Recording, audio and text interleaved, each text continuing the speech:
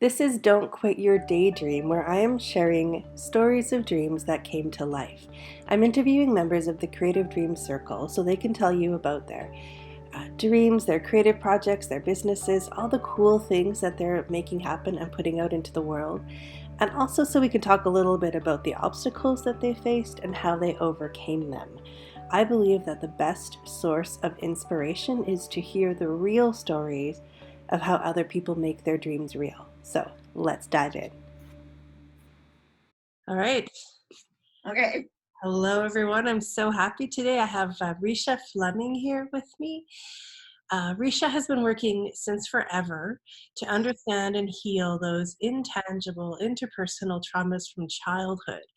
Traumas like emotional neglect, unattunement, unempathic overinvolvement, or being used as a trophy to build up a parent's status, subtle traumas that fool us into thinking we have nothing to be upset about.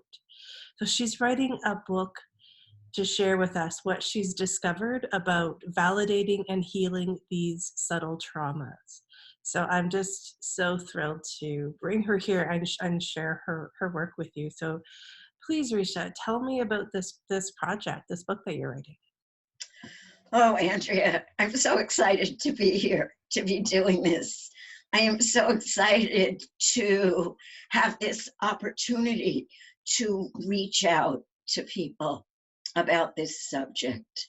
I'm a psychotherapist. I'm also a survivor of a certain very subtle kind of trauma. The kind of trauma that makes people think they're not trauma survivors at all. That's the worst part. How can you get to the starting line if you don't even know that you are challenged in a particular way? Yeah. So that is my mission. That's the first part of my mission, is just to help people get a clearer picture of what we're fighting against when we go out with a dream and we find ourselves peculiarly stalled. We're likely to come up with quite self-blaming explanations. Oh, it must be my genes. I must be a slothful person, those kind of explanations. So what I'm doing is, it's actually part of a lifelong project. Can I quote myself here? Oh, yeah. Okay, this is the beginning of the project. I'm going to hold it close. Again, it might be in mirror writing, so I will read it. It says, "Beyond coping, how to form a vocational achievement support group for women." And I wrote this decades ago. It was actually recommended by the editor of Vogue magazine, which Wow. was very exciting. Today, we would call these mastermind groups. But in those days, we didn't have computers. We didn't have anything. So what I wanted to read is the beginning of this book, because it's been my life work. I think if we really reflect, our dreams, they're like beads on a string. There's a continuity to them. So here's what I wrote back then. Basic to all humans is the desire, if not the need, to make some contribution to the world, a contribution that we feel is of value and it's recognized by people we respect. So that's why I'm here with you, Andrea. That's why I'm working on this book. So I had to write down what my current dream is. It's to know that people have bought this book, they've read it, they've worked it, they've read it some more, and really been helped by it. Oh, It's not just to write the book. right. It's not even just to sell the book. It's to know that it's changed people's lives for the better. So Oh, beautiful. that's why I'm here. That's why I'm doing this scary thing of being interviewed. I want to reach you guys. Oh, I love it. I love it. So what was your biggest obstacle? What has been with this book? You know, as I thought of this, there's like two categories of obstacles. There's the obstacle of recognizing that I have this kind of trauma. And then there's the obstacle of writing the book and getting it out there. And they're intertwined. But first, I want to say the obstacle to recognizing it. My parents were really nice. They were really pleasant. They were very civilized. They were certainly not violent. They didn't drink. You would want them for a neighbor. How could I be traumatized? Well, because when we're little, we need much more. We need so much in the way of responsive touch, understanding, emotional resonance. But I didn't know that. I just saw a fairly privileged, I'm white, a fairly privileged childhood. How could trauma fit me? So that was huge. And I think I'm still working on that. Wow. The other piece is with any dream. I think this is the piece that brought me to you. And that I get stuck. I think this is stupid. Nobody wants to read this. I can't do it. I've tried a long time and it still hasn't happened. Guess I better sort my sock drawer. You know, those kinds of things that we do. So I have a lot of tricks and techniques, but meeting you was up there. Thank you. And I'm so glad you did. It's amazing to have people like you. And I mean, each person in the circle is unique, right? And we all bring our own unique wisdom to it and our unique ways of, facing down the obstacles.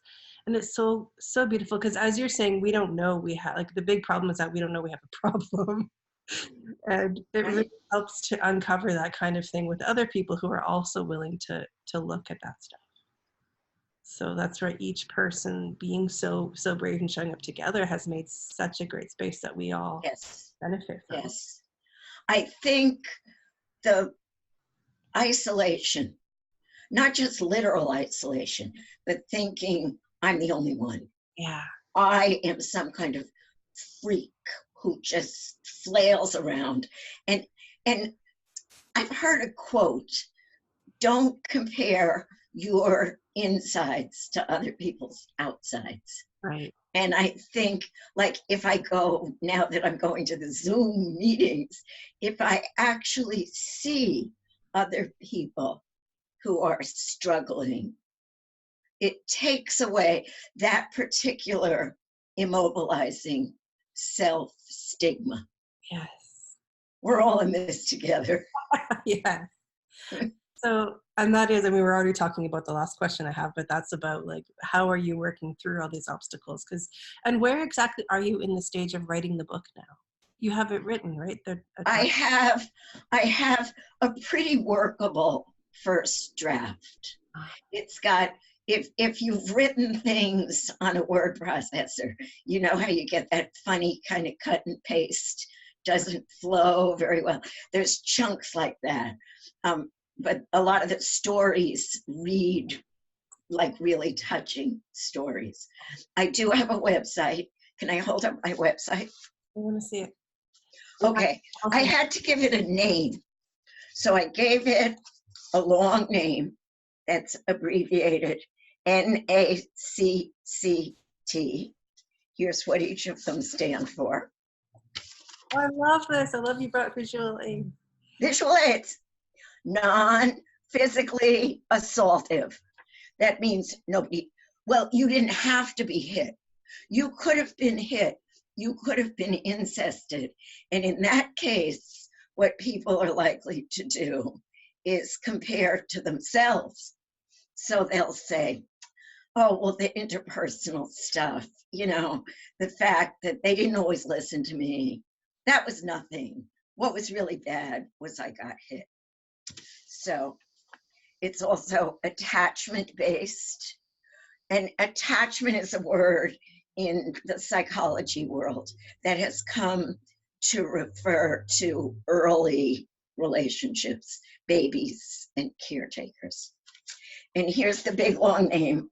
Yeah. It's the name of, wait a minute, I can do this. Perfect. It's the name of my website, Chronic Covert Trauma, because it's ongoing, it's covert, you don't see it, and it's trauma because it's survival.